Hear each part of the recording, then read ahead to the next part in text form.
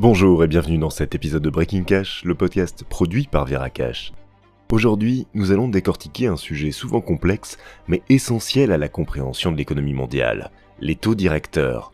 Que sont-ils exactement ? Quelle est la différence entre les politiques de la BCE et de la Fed ? Et surtout, comment influencent-ils directement notre quotidien et l'économie mondiale ? Taux directeurs, impact sur l'économie et les ménages, c'est un sujet de la rédaction de Veracash.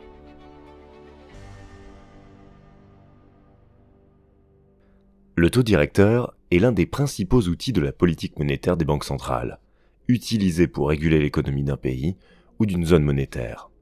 Il s'agit du taux d'intérêt auquel les banques commerciales empruntent de l'argent auprès de la banque centrale. En jouant sur ce taux, les banques centrales peuvent soit stimuler l'économie en abaissant le coût de l'emprunt, soit ralentir l'inflation en rendant le crédit plus cher. Plus concrètement, si les taux directeurs augmentent, emprunter de l'argent devient plus coûteux, ce qui tend à freiner la consommation et l'investissement. A l'inverse, lorsque les taux baissent, le crédit devient plus abordable, ce qui stimule l'activité économique. Cette dynamique affecte autant les entreprises que les ménages. La BCE et la Fed, bien qu'elles aient des objectifs communs, diffèrent souvent dans leur approche de la gestion des taux directeurs en raison des spécificités économiques et politiques de leurs zones respectives. La Réserve fédérale américaine est l'institution centrale des États-Unis, dont la mission est de promouvoir l'emploi maximal, la stabilité des prix et des taux d'intérêt modérés à long terme. Elle ajuste ses taux directeurs en fonction de l'inflation et du chômage.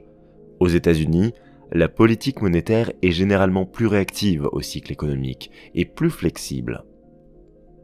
En revanche, la Banque centrale européenne, qui gère la politique monétaire de la zone euro, met davantage l'accent sur la lutte contre l'inflation, même si la croissance économique reste un objectif secondaire. La BCE doit composer avec des économies très différentes au sein de la zone euro, ce qui la pousse à une politique plus prudente et souvent plus lente que celle de la Fed. Le principal effet d'une variation des taux directeurs est son influence sur le coût de l'argent. Quand une banque centrale augmente ses taux, elle freine l'accès au crédit. Cela impacte directement les investissements des entreprises qui vont ralentir leurs projets en raison du coût élevé de l'emprunt. De même, les ménages peuvent hésiter à contracter des prêts pour des biens immobiliers ou des biens de consommation durable. Une hausse des taux tend aussi à ralentir la consommation, ce qui peut freiner la croissance. Cependant, cette mesure est souvent utilisée pour lutter contre l'inflation en limitant la quantité de monnaie en circulation. A l'inverse, une baisse des taux rend le crédit plus accessible, encourageant ainsi la dépense et les investissements, mais elle peut entraîner une surchauffe de l'économie et augmenter l'inflation. Les taux directeurs ont également un effet direct sur les marchés financiers. Une hausse des taux peut rendre les obligations plus attractives par rapport aux actions, provoquant ainsi une réallocation des portefeuilles d'investissement. Cela peut également influencer les taux de change, car des taux plus élevés attirent les investisseurs étrangers à la recherche de rendements plus importants, renforçant ainsi la monnaie nationale.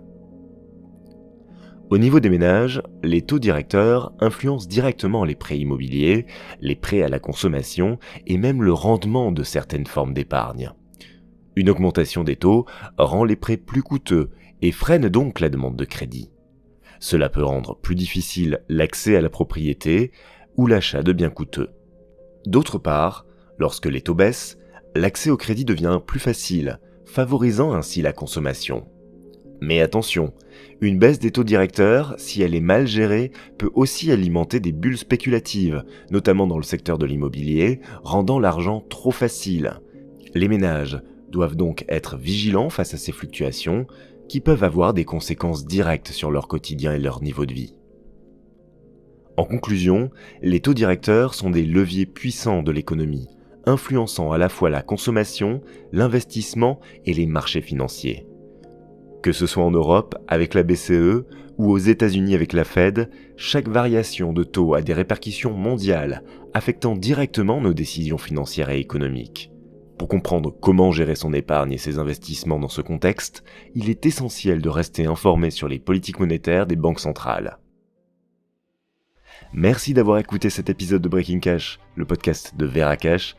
Si ce numéro vous a plu, n'hésitez pas à le partager et à le noter sur les plateformes d'écoute.